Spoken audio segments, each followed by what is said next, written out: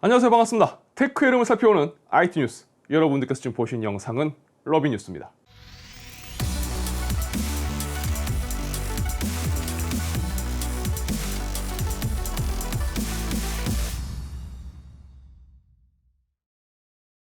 이번 주는 인텔 12세 출시 때문에 아무래도 혼자서 작업을 다 해야 하다 보니 뉴스 작업을 중단해야만 했습니다.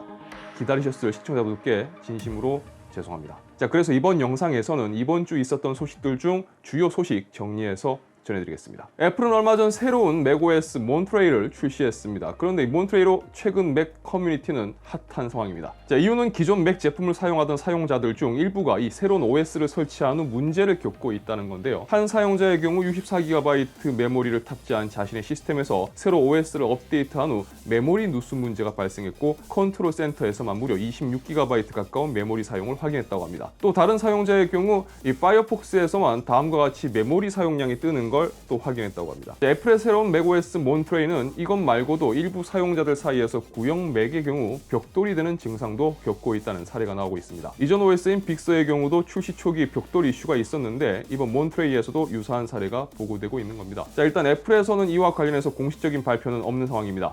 애플이 늘 그래왔듯이 공식적으로 이 문제점을 거론하기보다는 아마 잠수함 패치를 통해서 잡을 가능성이 더 높아 보입니다. 자, 또한 이 문제에 대해서 일부에서는 애플이 M1을 출시한 후 구용 시스템에서 OS 문제점이 더 많이 발생하는 것 같다라는 의견도 나오고 있습니다. 혹시 OS 업데이트를 생각 중이신 분들이라면 관련 내용 한 번 더 확인해 보시고 진행하시는 게 어떨까 싶습니다. 자, 내용은 루머에 가까운 소식인데 월스트리트 저널에서 다룬 소식입니다. 자, 애플은 애플워치에 기능 추가를 지속적으로 시도하고 있습니다. 다만 그런 의미에서 이번 애플워치 7은 기대했던 것보다는 기능적인 부분에서 뭔가 임팩트 있는 변경이 없어서 좀 아쉬움이 남았습니다. 그리고 애플이 혈당을 측정하는 기능을 넣는다든지 혈압을 측정하는 기능을 추가할 거라든지 하는 다양한 루머가 나오고 있는데요.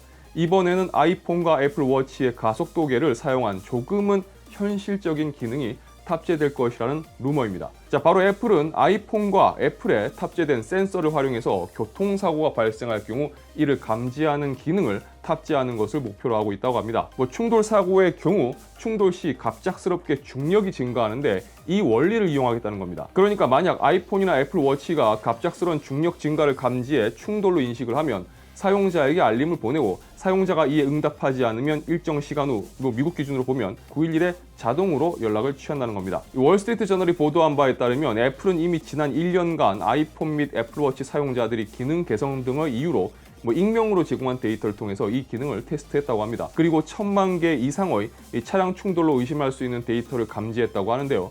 내년에 이 기능이 등장할 수도 또 그렇지 않을 수도 있겠지만 애플은 이 기능의 구형과 탑재를 원하고 있을 거라고 전했습니다. 아이디어를 생각해 본다면 참 괜찮은데 문제는 오작동이겠죠. 만약 이게 잘못 작동해서 신고가 잘못 들어가면 이것 또한 사회적으로 좀 문제가 될 수 있으니까요. 잘 구현될 수 있다면 좋을 것 같습니다. 자, 애플이 최신 맥북 프로를 출시하면서 M1 맥스를 공개했습니다. 그리고 애플 실리콘 그리고 M1 칩의 또 다른 가능성을 확인할 수가 있었습니다.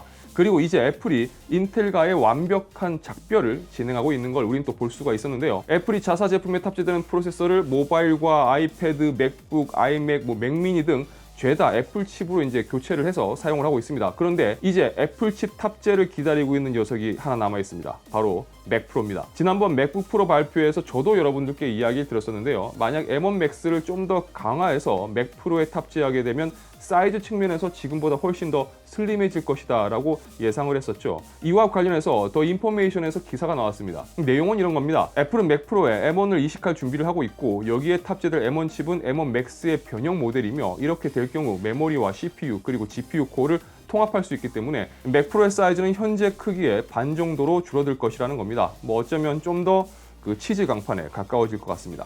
자, 그리고 맥 프로의 경우는 두 가지 변형이 존재할 것이며 20코어 모델과 40코어 모델이 있을 것으로 예상했습니다. 또한 2022년 맥 프로 공개 전에 상반기 새로운 아이맥 프로가 나올 가능성이 높다고 예상했습니다. 자, 애플이 노브레이크로 달려가는데요. 맥 프로 성능이 참 궁금하고 기대가 됩니다. 삼성은 원 UI4의 업데이트를 준비 중에 있습니다. 원 UI가 뭐지? 라고 생각하는 분도 계실 텐데 쉽게 말씀드리자면 현재 삼성은 안드로이드 OS를 사용하는 스마트폰을 제조 판매하고 있습니다. 자, 여기서 자사 기기에 사용되는 안드로이드 OS를 커스텀한 게 원UI라고 보시면 됩니다. 그러니까 뭐 어쨌든 안드로이드 OS인데 좀 더 삼성 스마트폰에 맞게 손본 녀석이라고 볼 수가 있겠죠. 자, 구글은 얼마 전 최신 모바일 OS인 안드로이드 12을 발표했습니다. 그리고 이 안드로이드 12을 기반으로 나오는 게 원UI 4입니다. 자, 삼성은 원UI 4의 소개 영상을 공개했는데요. 궁금하신 분들은 제가 영상 설명과 고정 댓글에 링크를 남겨놓을 테니까요. 참고하시면 좋을 것 같습니다. 이 영상에 자막이 없었으면 제가 한글 자막 버전을 따로 만들어가지고 보여드리려고 했는데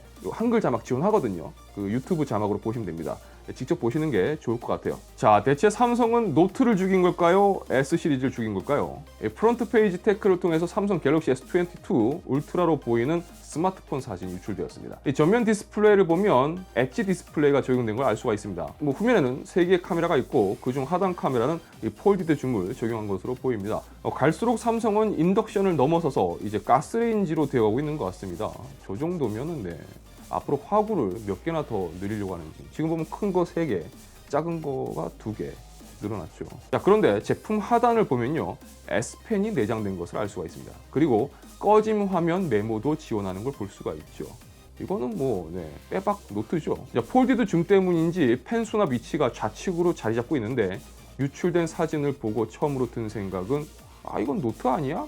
라는 생각이었습니다. 자, 이제 이렇게 되면 이 제품의 이름을 만약 S22로 공개하는 순간 삼성은 공식적으로 노트를 입관시키는 것과 다름없는 게 아닐까 싶습니다.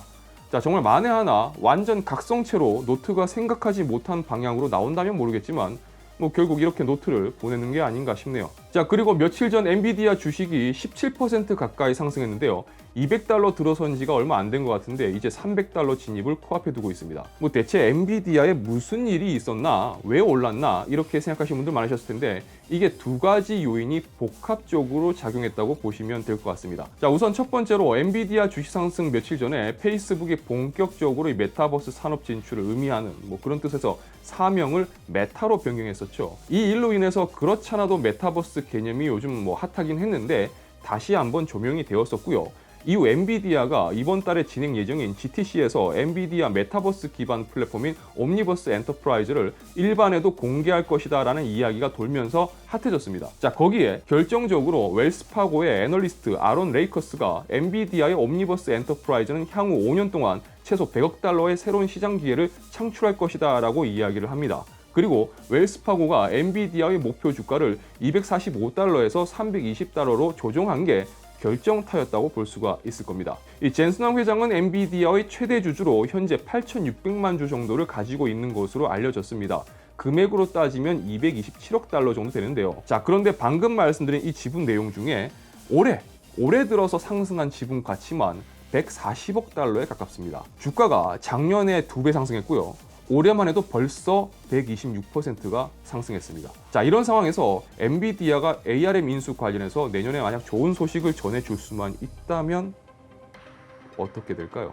자, 기술주에 관심이 있으시다면 엔비디아 꼭 리스트에 올려두시기 바랍니다. 자, 유튜브 러비다투 채널은 IT 관련 정보와 리뷰, 언박싱 그리고 팁을 전해드리고 있습니다. 영상이 유익하시다면 좋아요와 구독 그리고 알람 설정 부탁드리겠습니다. 시청해주셔서 진심으로 감사합니다. 지금까지 아트였습니다. 좋은 하루 되세요.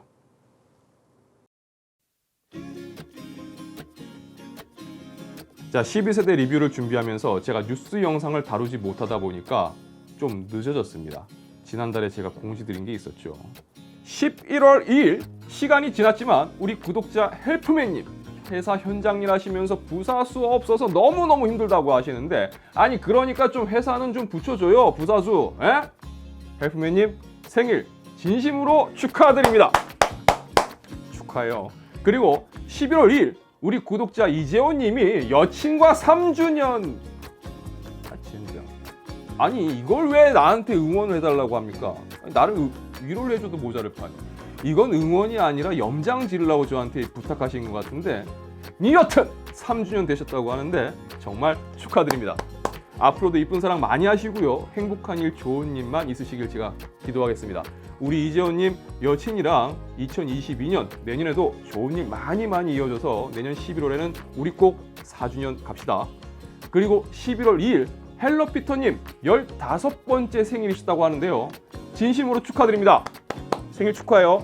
15번째면 인생에서 가장 예민할 시기 아닙니까? 그런 시기임에도 불구하고 저의 영상 봐주시고 또 제 채널의 구독자가 되어주셔서 너무너무 감사합니다. 아싸라서 친구가 없다고 하셨는데 걱정하지 마세요. 인생 살아보면 뭐 없어요. 결국에는 인생 마이웨이 고독하게 가는 거 아니겠습니까? 쓸데없는 친구들 많은 것보다도요, 진심으로 오랫동안 함께 할 수 있는 친구 한 명이라도 있다면 그게 성공한 겁니다. 자, 좋은 친구 만나실 거라고 저는 생각합니다. 생일 축하해요. 자, 11월 3일 우리 이상우님 전역하셨다고 하는데 이렇게 기쁘고 축복해야 할 일이 제가 이걸 좀 이렇게 또 늦게 축하드립니다. 진심으로 축하드리고요. 보람찬 군 생활은 개뿔. 네, 힘들고 더럽고 짜증났을 군 생활 잘 버텨내고 건강하게 전역하신 걸 진심으로 축하드립니다. 앞으로 한동안 재입대하는 꿈을 혹시라도 꾸실지 모르겠는데 그때마다 소름이 돋고 식은땀이 나고 많이 좀 힘드실 거예요. 그래도 좀 시간 지나면 서서 잊혀지니까요. 걱정하지 마시고 전역도 하셨으니까 즐겁고 행복한 예비역 생활 즐기시기 바랍니다. 그 남은 올해 열심히 즐기세요. 왜? 내년에는 예비군이 기다리고 있습니다. 자, 11월 4일 김종우님 타향살이 하시는데 생일이라고 하셨습니다. 생일 진심으로 축하드립니다. 생일 축하합니다. 자, 혹시 미역국은 드셨습니까? 하다못해 뭐 배민으로 미역국이라도 시켜 드셨을 거라고 생각하고, 타향살이라고 하시니까 아마 자취하고 계시는 것 같은데 자취할 때 참 서러운 게 아플 때랑 또 챙겨줄 여친도 없는데 생일일 때인 거 아니겠습니까? 이걸 제가 어떻게 잘 아느냐? 제가 그랬거든요. 저는 현재 24년째 자취 중이니까요.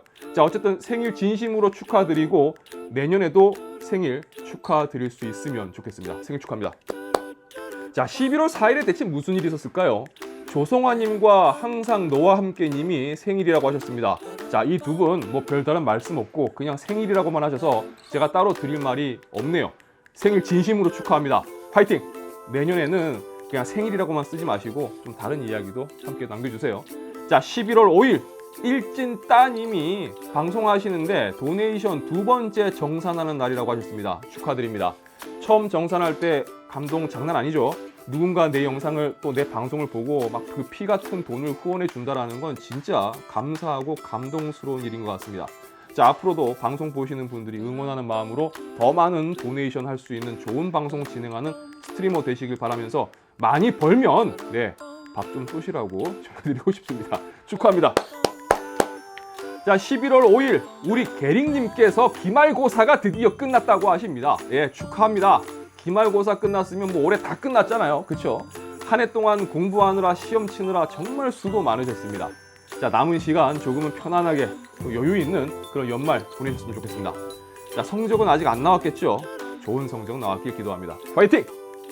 자, 11월 5일 KIG_TTTT님이 중3 기말고사를 끝냈다고 하십니다. 응원해달라고 하셨는데 제가 시험 끝나고 응원해서 너무 미안해요. 예, 시험 잘 쳤을 거라고 생각을 하고 이제 고등학교 진학하시게 될 텐데 올해 코시국 때문에 정말 학교 다니기 힘드셨잖아요. 정말 고생 많이 하셨습니다. 더욱더 화이팅 하시길 바랍니다. 가자! 예. 자, 11월 6일 오늘이죠. 근데 이 영상이 좀 늦게 떠버리면 영상을 보시는 쯤에서는 어제가 될 것 같은데 지렉스님의 생일이라고 합니다. 그냥 뭐 생일이라고만 쓰셨는데 생일 진심으로 축하드립니다.